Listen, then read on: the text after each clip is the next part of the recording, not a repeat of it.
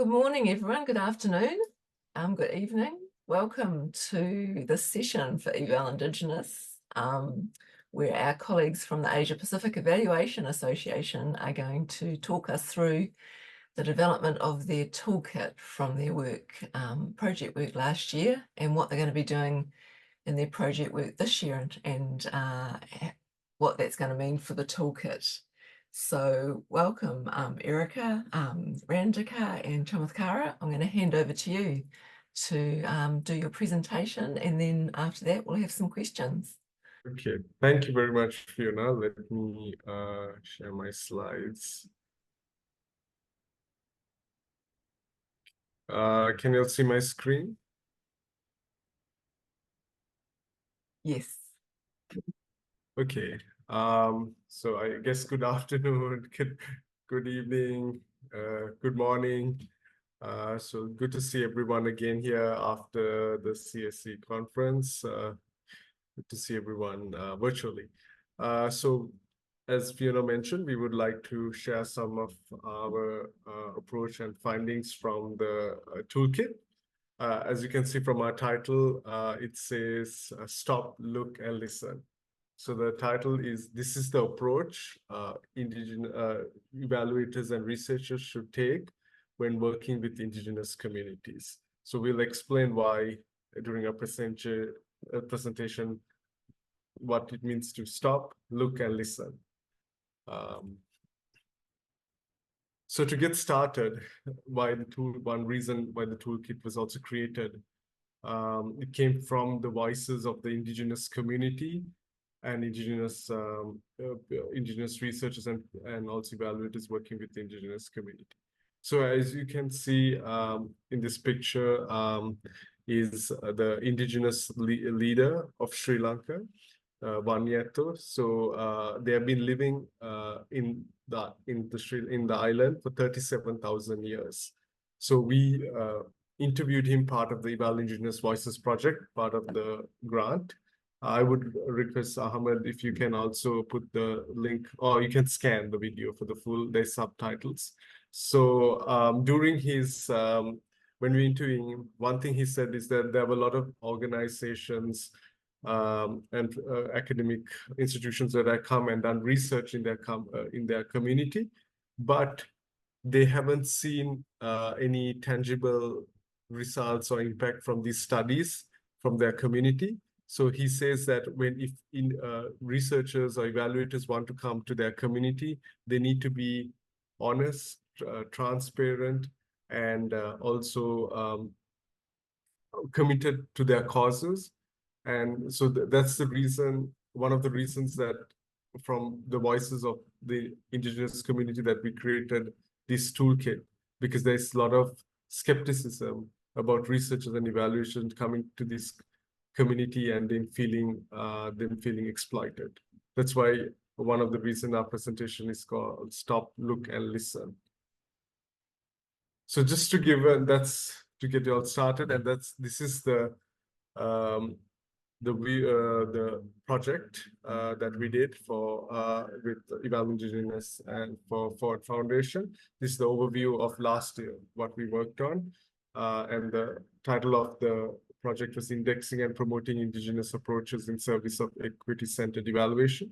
And the main goal of the project was to strengthen demand for cultural responsive Indigenous evaluation practices. So one of the things we did was the toolkit. So over here are the main activities we worked on. So one was to create an Atlas, a survey web-based directory, which is already running on the Eval Indigenous website, where you can locate Indigenous people working, researchers, evaluators working with the Indigenous community.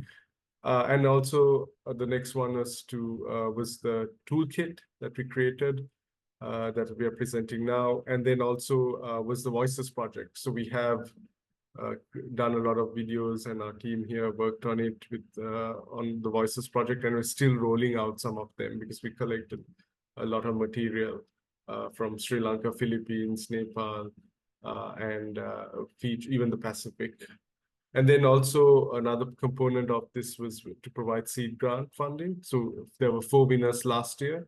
was a community of evaluators South in Nepal, Evaluate Pacific,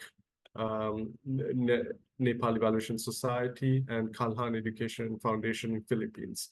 So all of them received the seed grant and did great projects, and now they're continuing the second phase part of the germinating grant in the part 2 of the Food Foundation. And the final activity was the peer-to-peer collaboration, which we did through the APEA conference, having a session, and we had all the seed grant winners also part of that session. So in terms of for the toolkit, we did field work in 2 countries for this. So we did it in Sri Lanka, in the 3 indigenous community villages in Damana, the capital of the indigenous community in Sri Lanka, Ratugala and Pulebeda. And we did it with the Ikalan community, which is located in the Visayas in the Philippines. And so these were the different methods we used for the study.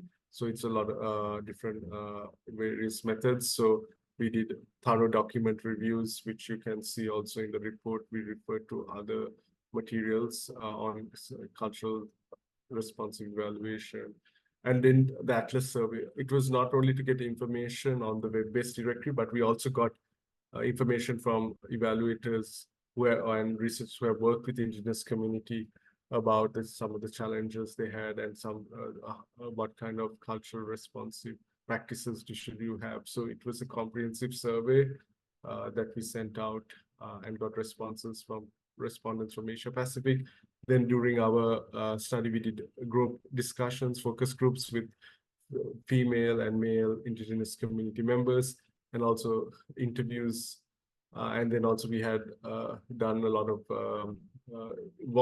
video interviews through our The Voices project.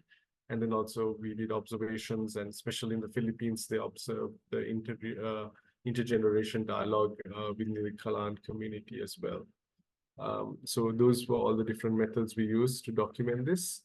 And now I will pass it on to Erica. She will explain what we heard directly coming from the indigenous community. Over to you, Erica. Thank you very much, Randy. I'll rely on you for the slides. So yeah, this is our. That's true. Yeah, thank you. So this is the next few slides is just me sharing what we have heard from the indigenous directly. These are like their words completely from them, and this is mostly their message towards researchers and evaluators as a whole, or like for anyone that comes and visit their communities. So the first one is stop, which means stop parasitic and parachute science. What's being highlighted on this particular point is to do no harm, to live out the do no harm principle. This is mostly because many of the indigenous communities have shared stories of their stories of being used for profit. And the results of the research being used to frame the communities in bad light, mostly in sake of clout, profit, or marketability of the research. The other thing is to decolonize evaluation and research methodology. This is essentially just to nod on the fact that evaluation and research as a whole is a very intrusive process for the indigenous communities. And it is a reminder from the community that we must acknowledge and be mindful that whenever we conduct research in their community, it is a privilege that they have provided to the researchers so that they are welcomed and they are able to conduct their study within their community. So one indigenous evaluator have shared that, evaluators must acknowledge the historical and ongoing impacts of colonization and work with sensitivity and respect. So the next point is to look at the indigenous community, respect their rights, acknowledge cultural traditions and norms of the indigenous community, and shed stereotypes and acknowledge their diversity. So one excerpt from a government official in Sri Lanka has shared that in the Sri Lankan society, indigenous communities are respectable people And this official have said that we need to respect them when talking to theirs. So we should not use derogatory terms.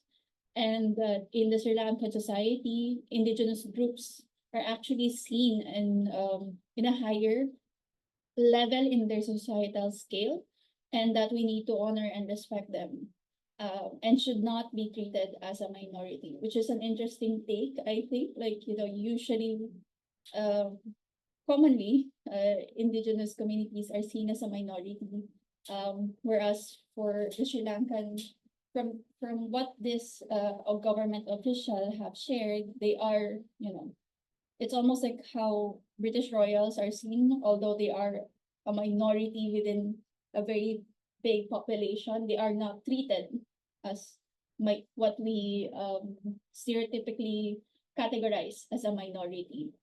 So yeah, one thing that should be noted with this then is that evaluators working with indigenous community need to have cultural knowledge and awareness, in order to understand and respect the norms and traditions and the practices of these communities.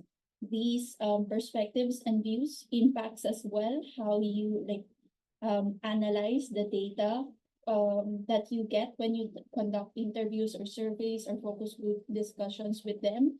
So having this prior knowledge to their norms and understanding the thinking behind their actions is very, very crucial.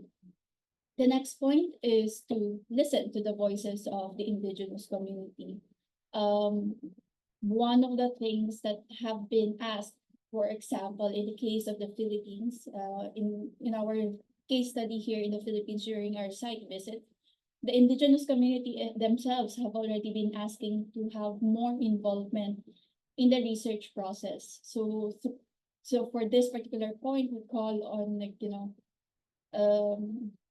more meaningful engagement of the indigenous community all throughout not only through the evaluation process and being them as a member of the evaluation team themselves, but even from the very beginning, from the conceptualization of the research and understanding how these research would be beneficial to the indigenous communities themselves should already be a new norm when we are conducting evaluation.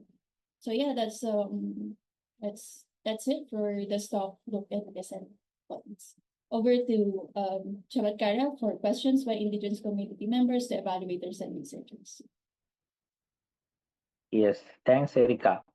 So, so when we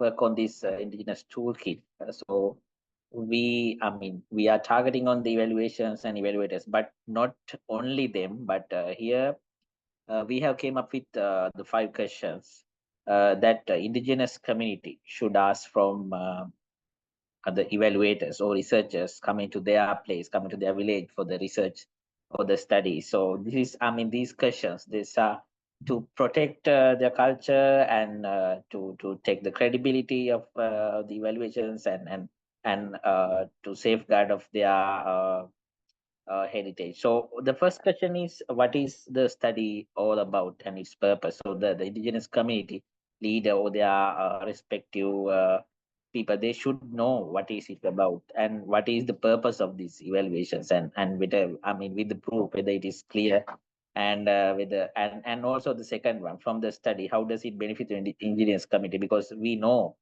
as Erika also mentioned, so there are some occasions that the researchers, they come to the indigenous community just for the data collection, but there's no any uh, benefit to the indigenous community. It has become just they have become just the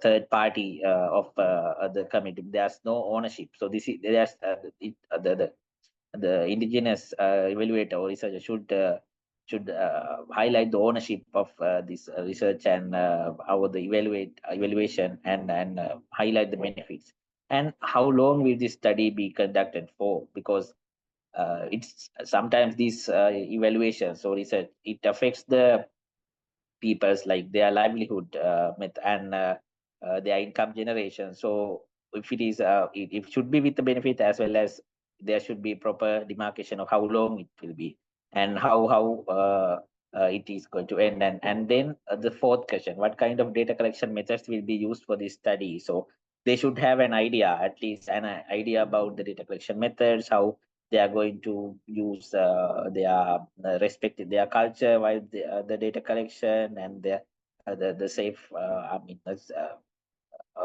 concern about their culture. So it should be highlighted the method, and also through the collecting this data or doing the evaluation or research.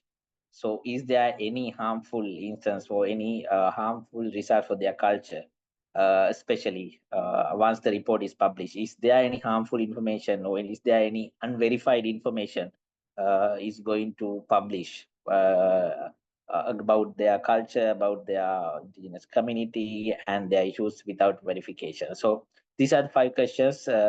So the main purpose, as I mentioned in the beginning, so we think indigenous communities use this toolkit for their benefit also, and ask these questions when the evaluators and researchers are there to conduct their studies.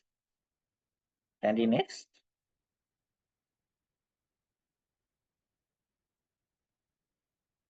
So yeah, the key takeaways from the indigenous activity and now developing the indigenous toolkit. So what we experience is the Asia Pacific is home to very diverse indigenous peoples of group. So for my experience, even in Sri Lanka, within Sri Lanka, there are 6 villages of indigenous community. They have different kind of livelihood patterns, their culture, and the language also slightly different. So it's even within the country, it's very diverse. So it's a very diverse indigenous peoples group. And also the findings highlights that still there's a need of guidance to conduct the indigenous evaluations and research, because still there are so many gaps that we identified, that lack of research experience and evaluations, and lack of literature, properly done literature in the different countries and different indigenous communities. So it's still there's need of guidance to conduct indigenous evaluations and research. And this guide, it's not targeted only, as I mentioned previously also, it's not targeted only researchers, it's targeted the indigenous communities. So we hope this will be used by indigenous communities for their benefit. And finally, we should spark this conversation, and I think with further support from the Valley Indigenous and the Asia Pacific Evaluation Association, we are working on the next phase of the this project to promote the cultural response evaluations in the Asia Pacific with us for the indigenous communities. Randy? Yeah, so the way forward, so we have developed and finalized the indigenous this toolkit, and now we have worked on the translations, and it is translated to executive, somebody is translated single, and it will be translated to several other languages. So the sharing of this toolkit is one of the key things that we have to carry out. And also we we are in process of, as the next phase, defining the methodologies to conduct the indigenous evaluations, and specific methods and approaches. So this is one of the and also dissemination the findings with the indigenous community. These are a few things, and my colleague Randy will continue the presentation with the Ford Foundation grant for the 2024 and 2025. Andy, over to you. Yeah, thank you, Chamatkar. So the toolkit was developed last year during the part 1 of our Ford Foundation. Now we're thankful for Valley Indigenous. We can continue this work through the part 2 of the Ford Foundation grant, which just started a few months ago. So first, one of the activities is seed grants again. So organizations in the Asia Pacific can apply to do a knowledge transfer activity related to indigenous evaluation. And we are now in the final stages of conducting interviews and some exciting projects coming out this year for the seed grants as well. And then the germinating grants is, like I mentioned earlier, it's a continuation of the seed grant winners get germinating grants this year as well, and they've been already awarded it, and they also have come up with exciting projects on based on what they did last time. And growing is about sharing the indigenous knowledge that we have had, where we have developed through this. And so this year we'll be having a session in the academic symposium in Mani Education to be held in Colombo, Sri Lanka. There's an indigenous session on cultural responsive practices and integrating cultural responsive practices and indigenous evaluation into the Mani curriculum. It will be moderated by Fiona and Serge, and I think Erica and the rest, a lot of the others who will be here from the Asia Pacific. So a great way for us to get together again and also have an indigenous activity, hopefully to visit the indigenous community village, indigenous capital of Sri Lanka as well. And then part of growing will be having another session during the APEA conference, now that it's going to be held in Tokyo, Japan next year. And then blossoming is continuing the relationships we built with the indigenous community in Sri Lanka and also in the Philippines by documenting a journey on how they make decisions or developing a methodology coming from them. So we're still designing the study for this part, but most likely the fieldwork and all will continue, will be done next year. And we're excited to document it as a part 2 of our toolkit work.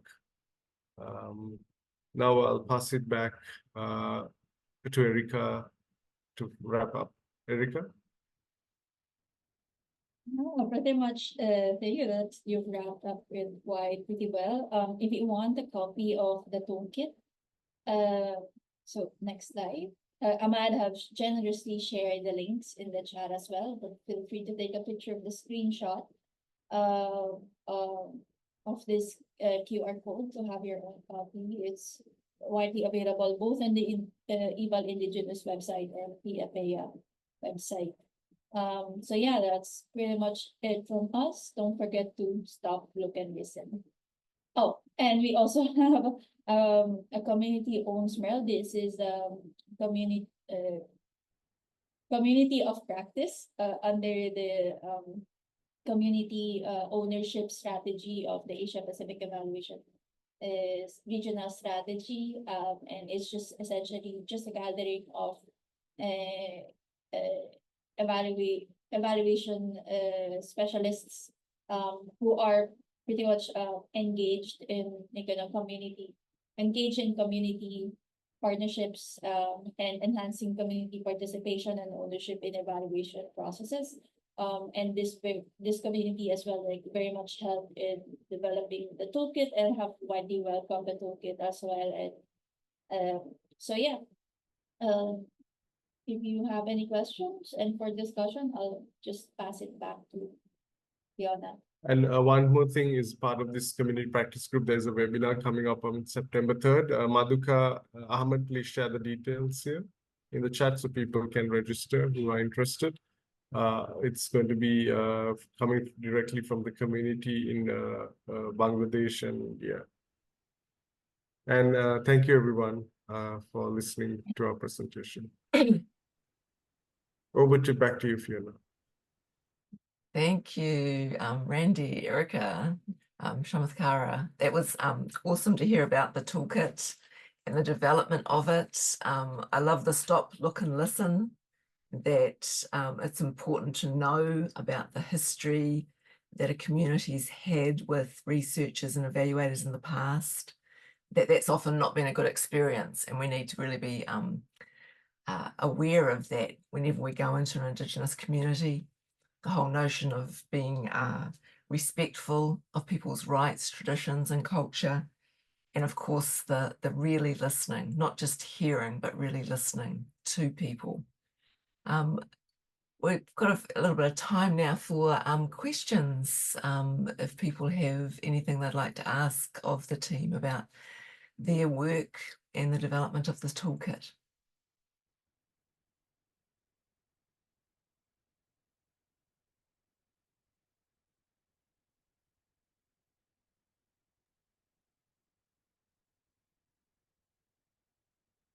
perhaps I can kick us off.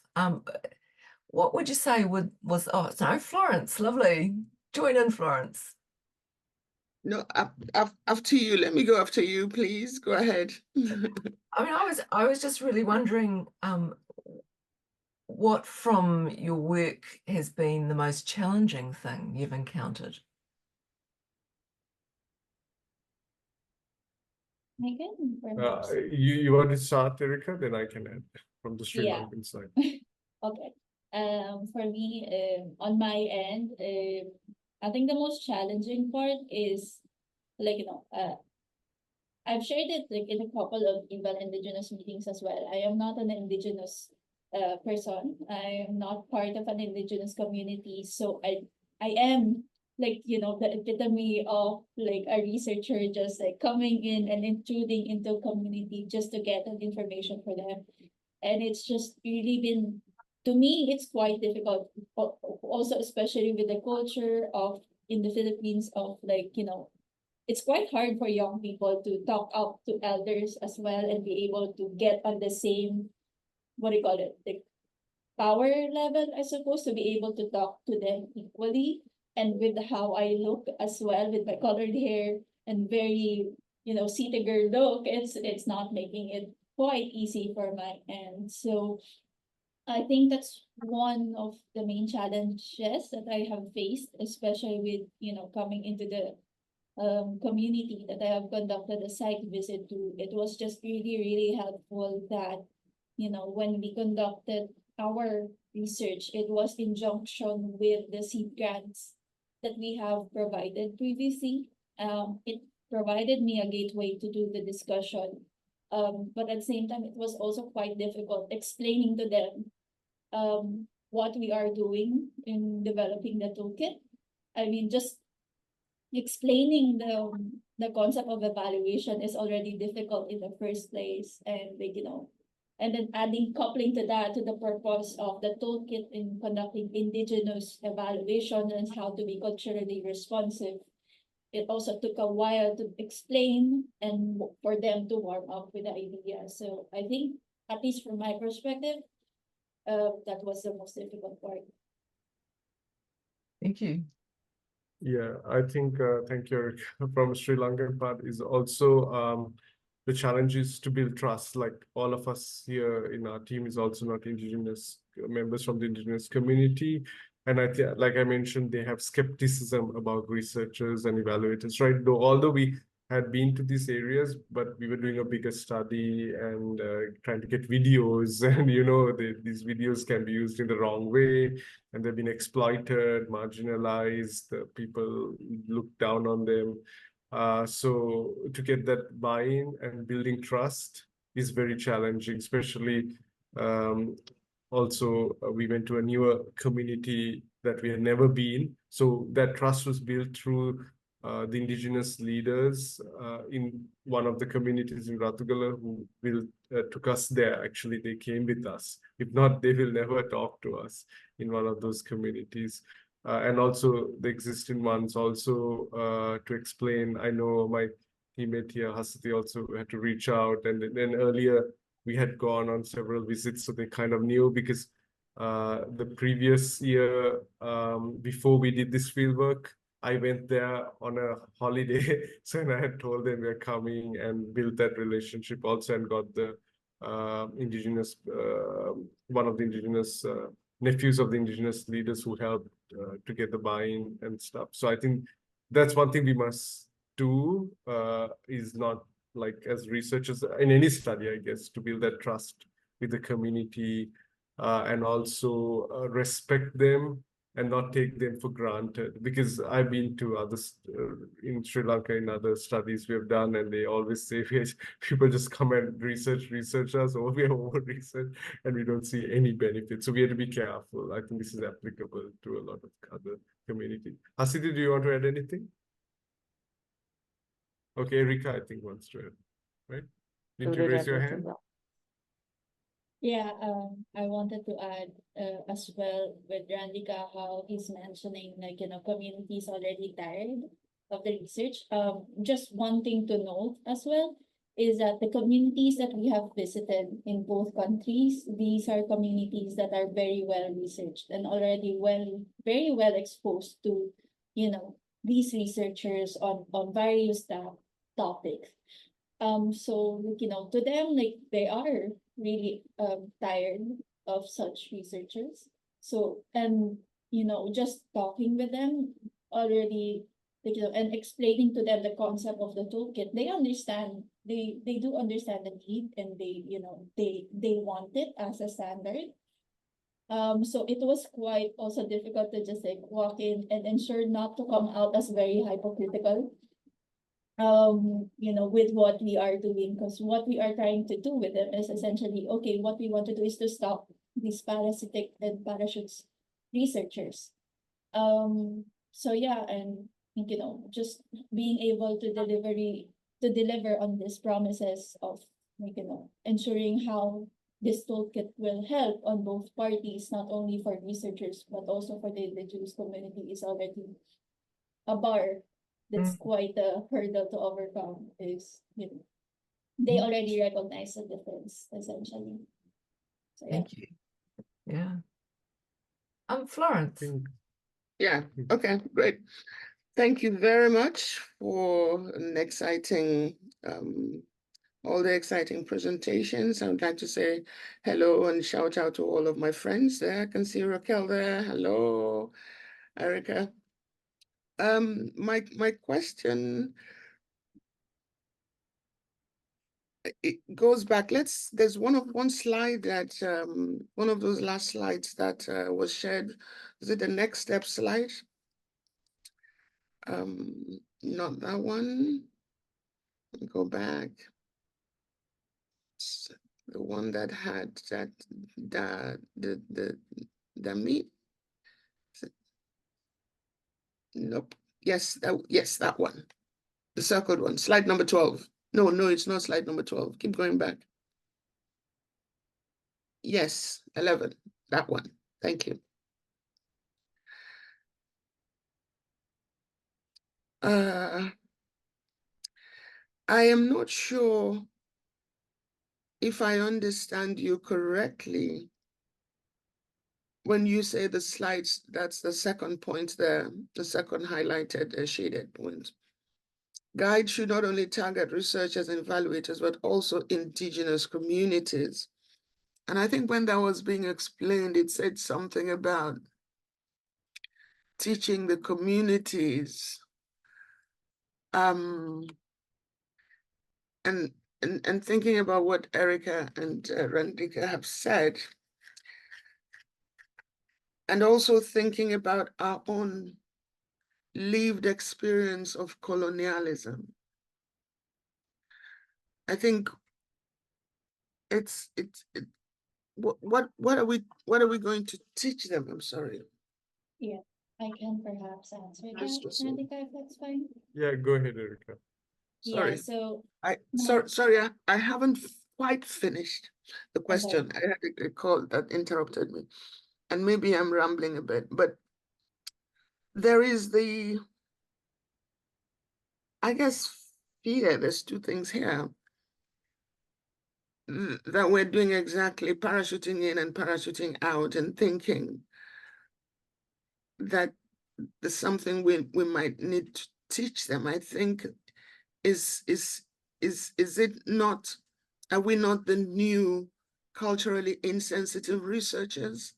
Is there a possibility that we could become that if we ourselves are not reflective, prepared, well prepared, and committed to this notion, deeply committed, and constantly reminding ourselves of this notion that this is an alternative culture, not a lesser one, just a different way of being.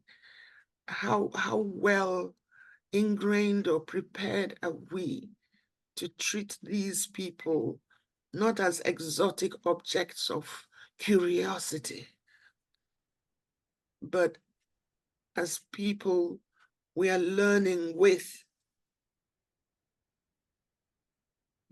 That's my question. I don't know if it's a question, if it is a personal anxiety. Yeah. Thank you, Because Edna. Because what happened with colonization was that the colonizers left, but our own nationals stepped into these shoes and did exactly what the colonizers did.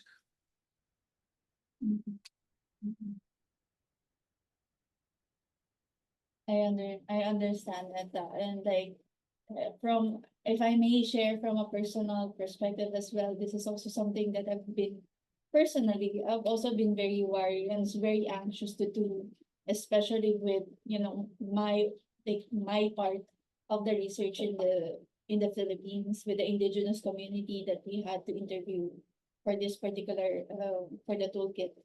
And it's also something that I've asked Fiona many times as well, all throughout, the development of the toolkit, and when we've met many times, either virtual or face to face, on how do we ensure that this is not just something a more, what do you call it, beautifully wrapped parachute science as well, or parachute research, right? And Fiona, please feel free to correct me if I'm wrong, but like, based on my understanding as well on how to do this is just they highlight and the big importance given on developing the relationship with these communities, and creating the trust with one another, and ensuring that whatever we take from the community due to this research is that we give it back to them, and that whatever we come up with will be beneficial to them. And it's one thing that we did our best for this particular toolkit. So, for example, for the Philippine research, I unfortunately do not have the resources to be able to get an indigenous evaluator to be part of our team, so that we are more mindful on how we are going to conduct this. But our team in the Philippines here did our best to be able to, did our best to learn from the experience of our Sri Lankan counterpart, where they actually had an indigenous evaluator from their team. And what we try to do is that, all throughout this research, because we are quite lucky enough that, again, like I'm just repeating, because the toolkit is not a standalone project. It also came with another project, which is the seed grants. And we were able to work with an indigenous young person who's also a researcher, who quite helped us guide in how to conduct the research for the toolkit. And as we also conduct the toolkit, we not only just went in and interviewed the elders, but in that process as well, we tried to integrate young people, indigenous young people in the process, and inform them of what we are doing and what are their rights when we are conducting this research. All throughout the process, we highlighted and explained to the young people, okay, if researchers come in, this is what they should do. They should ask for permission. They should have an ethics code that they would explain to you. And they should have highlight that at any point during the whole research, if they are uncomfortable, they are free to stop the research.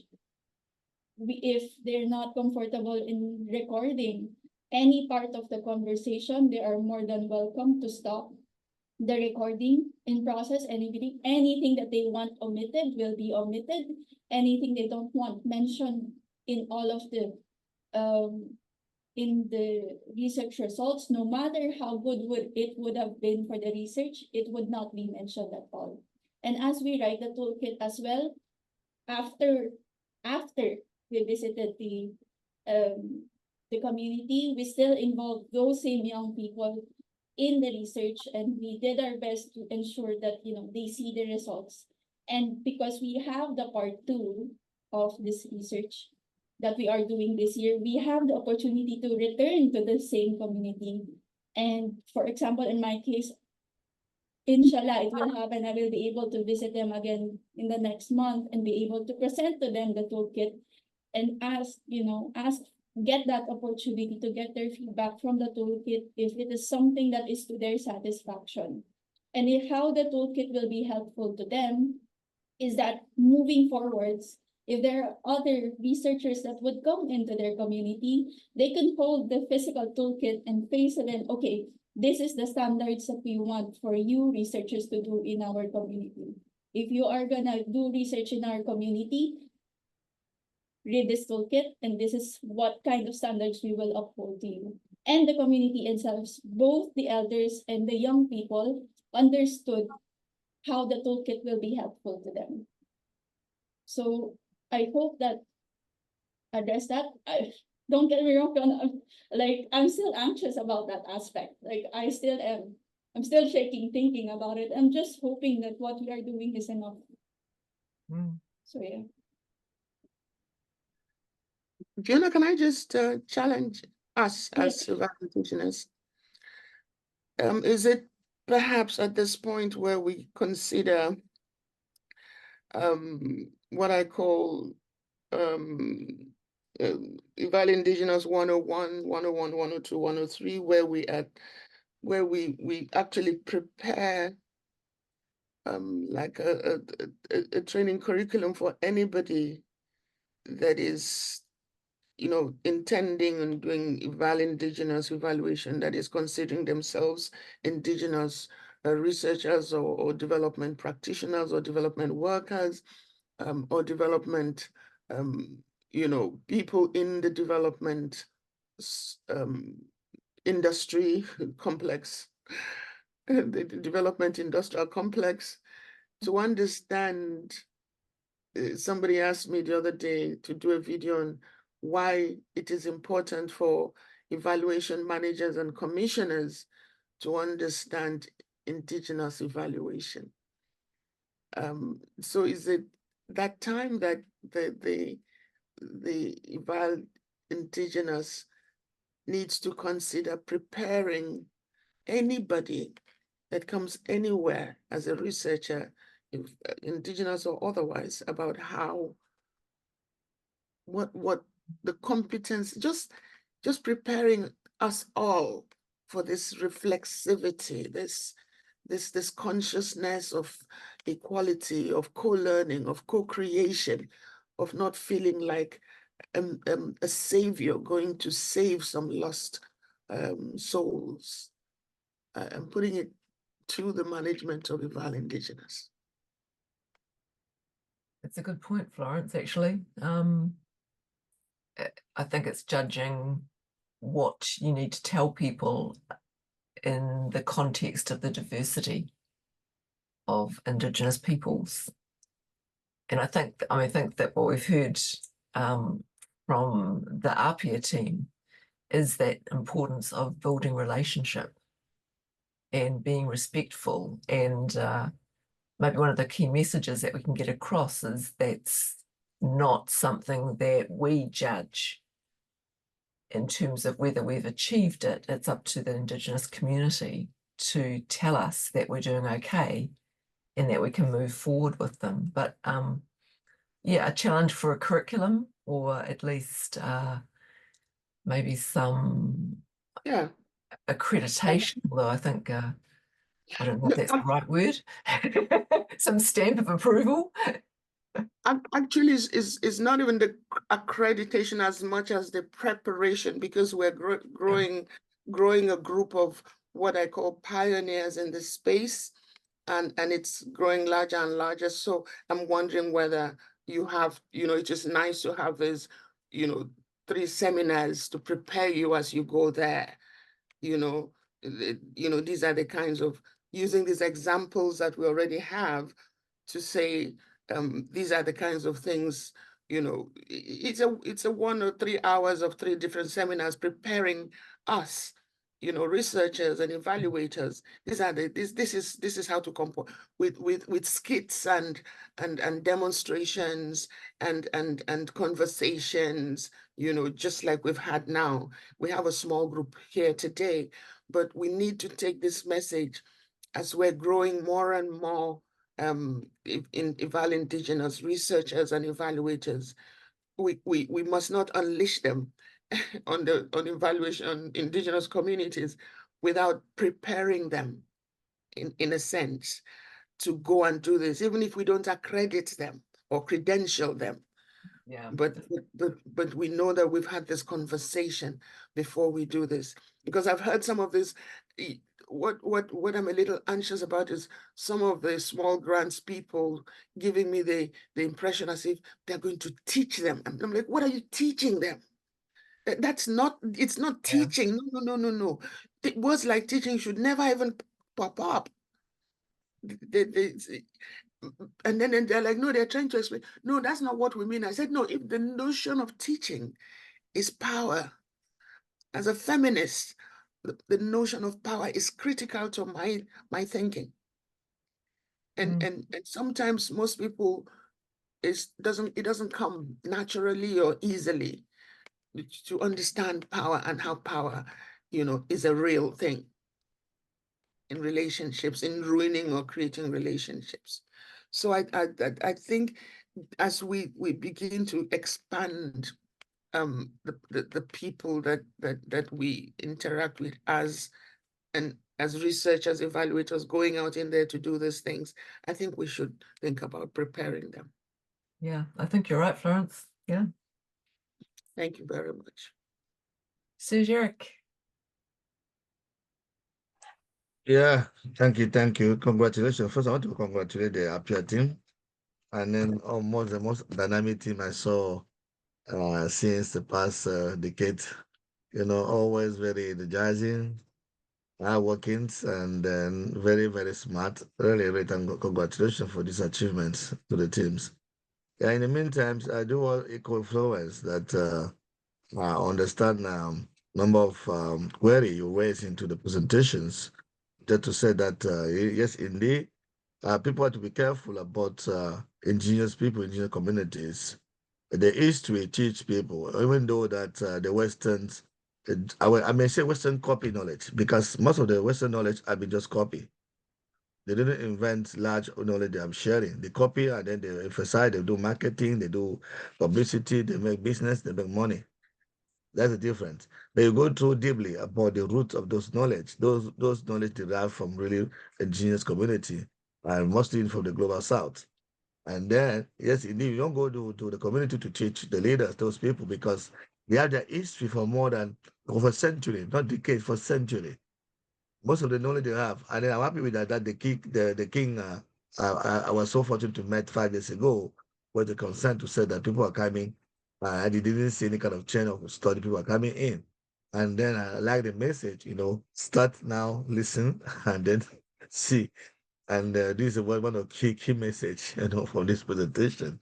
It's most of the most advice I saw in normal my research. That's good indeed. Another issue I will raise as another issue, another maybe observations, I may say observations, into this presentation, because I enjoy going through since we prepared that, is to see whether we can extend this knowledge to other study. I think we have within the team, we have Africa team, we have I'm happy that Celeste is there, Ponga is there, so that we have kind of a peer-to-peer, you can organize a peer-to-peer webinar with the 3 to Fox Place. That could be helpful, because we want to get streamlined, let's say not the same content, but the same, let's say, structure, of this kind of toolkit. It could be useful, so we can better see what is different from Africa and different from Central and Latin America. That could be useful. So please, Erika, and Shani, if you can find a time with our African and Central and Latin America teams to go through this kind of sharing experience, that could be very useful. And then, because we want to get something emerging, those knowledge, because we have the same, not the same context, but we have kind of same let's say history from those communities somehow. Let's say somehow that could be very important. This could be the takeaway I'm seeing from these presentations. It's wonderful to hear about the toolkit. I think, Serge, your idea about possibly sharing those learnings, thinking about how our colleagues in Africa and Latin America can produce similar guidance. And I think that I really endorse that, having seen the how that toolkit's really gained traction and hearing back from the different conferences the team have been at and shared about the toolkit. So we love your work. So pleased to have you as part of Eval Indigenous. Erica, that anxiety is a blessing. I think if we were to train people, as Florence suggests, we'd train them to stay anxious, because they should be anxious, because they're entering into a new and fabulous relationship with people, and they've got to be on their best behavior. So I really appreciate what you said about potentially giving hard copies to community of the toolkit so they could hit incoming evaluators and researchers over the head with it and say, we know how you should be practicing, so read this before you come in. And yes, if we can take Florence's idea forward, that would be beautiful too. So thank you, team. Thank you so much. Look forward to the second edition of the toolkit coming later after this next tranche of the Ford Foundation work. And of course, we should give our thanks to the Ford Foundation for funding Eval Indigenous to facilitate this work.